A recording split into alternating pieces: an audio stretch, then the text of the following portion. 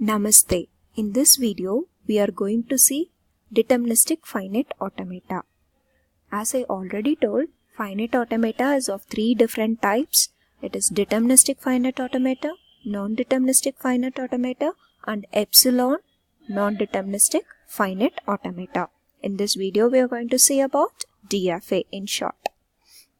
So, all the finite automatas or all the automatas are defined in this tuple representation where deterministic finite automata will have five different symbols in this tuple where Q it is a set of finite states and epsilon is a set of input alphabets and del is the transition function and Q naught is the initial state and F is the set of final states. And always keep in mind, deterministic finite automata should at least have a single final state.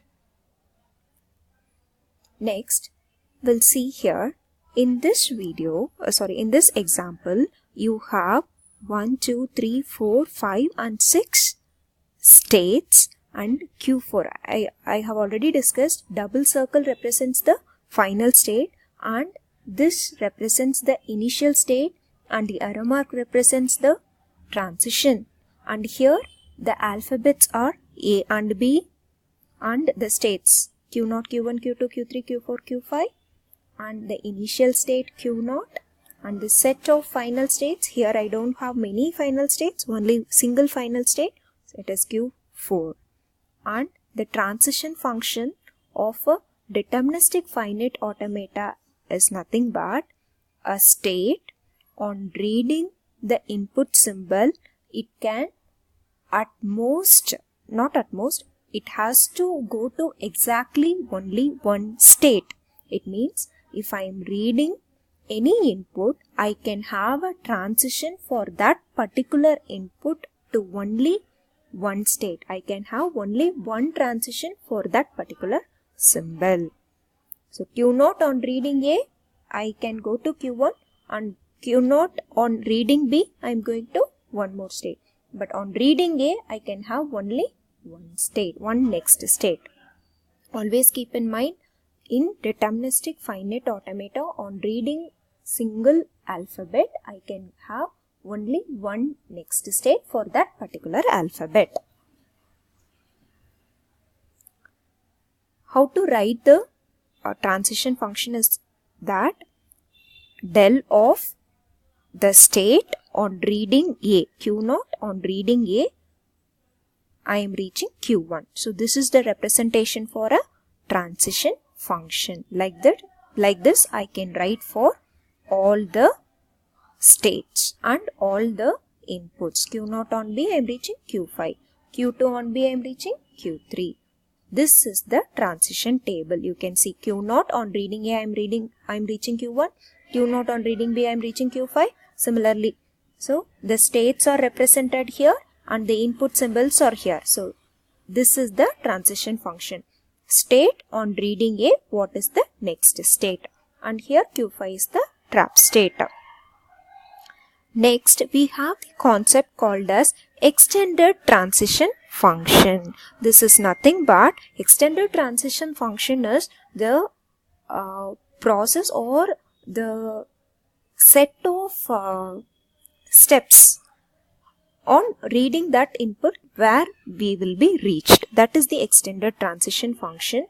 The example will see Q0 on reading AB where I am going. So like that, my inputs will be represented here, initial state will be represented here, and after reading that input where I am reaching. So all the steps after reading each inputs, that is after reading the complete inputs where I will go.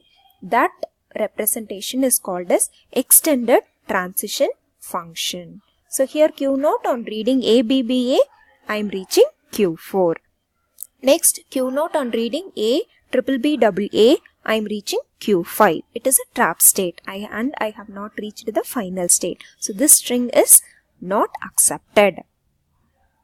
Observation: if there is a walk from Q to Q dash with the label W, then I can represent Q.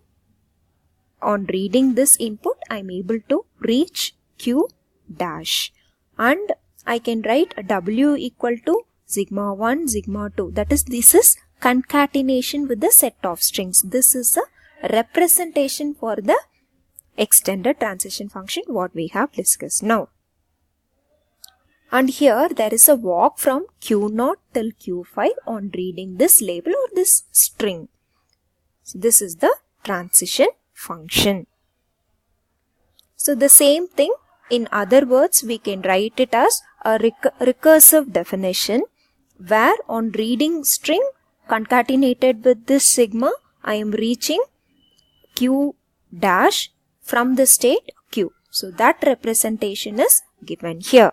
And how I can bifurcate and write is that, so here if you take the initial state is Q and the first red string is W. So what I can write is, first I will be in Q and on reading W I will be reaching some state that will be represented here, and that state on reading this I will be reaching some other state. This is the intermediate state. So this is how it is written. If I write Q0 on AB, this how I can write as a recursive definition is that Q0 on reading A, I will have some step, I will reach some state, and that state on reading B, I will get the value. So like that I can write for each steps. So Q0 on reading AB, I will be reaching Q2. So this value will be for the first transition, it will be Q2. And for the second transition also it will be Q2, and this again I am writing as I am starting with the empty string. So this will also have the same answer Q2, and this will also have the same answer Q2. And then this is one more example where Q1 or the after this, that here this part I will get Q1 on reading B, that is represented here. So I will be reaching Q2. So for all these, the answer is nothing but Q2. These are different ways of writing the transition function. And the language accepted by finite automata. Here we are discussing about deterministic finite automata in terms of transition function, how we can write. So it is nothing but L of M is nothing but language accepted by the machine. So here the machine is finite automata, deterministic finite automata. So the string accepted is W, which belongs to sigma closure. So this point is important. When I represent sigma closure, it means this is also called as a star closure. Star closure will also accept the empty string lambda. That point you have to keep in mind. So this is the transition, extended transition function where Q0 on reading W, I will be reaching the final state. So it is nothing but I am starting with the initial state. On reading the string, I am reaching the final state. This is how we can define the language of the deterministic finite automata with respect to the extended transition function. So here, as I told, language acceptance, similarly we can write language rejection. So the language rejection will be the complement, and here the only changes, here it belongs to whatever state I am reaching, that should belongs to the final state, and here it should not belong to the final state. So after reading some string, if I am not able to reach the final state, then that is nothing but language rejected by the deterministic finite automata. Here we'll see the example. If you see, for this they are asking us to write the language. So Q0 on reading A, I have the next state. On reading B, I am reaching the final state. So the string accepted or the language accepted by the automata is only AB. In case if I start with any B, then it is rejected, and after reading B, I can have any number of ABs. So how I can write the language of this is AB followed by any number of ABs. That is the language of this automata. In case if I start with B, or else if I read two A's, then I am reaching the trap state. So the language accepted by this particular deterministic automata is A, B concatenated with A or B the whole closure. It means I can accept A or B any number of times including 0 times. So all strings with prefix AB. In short, we can write the language like that.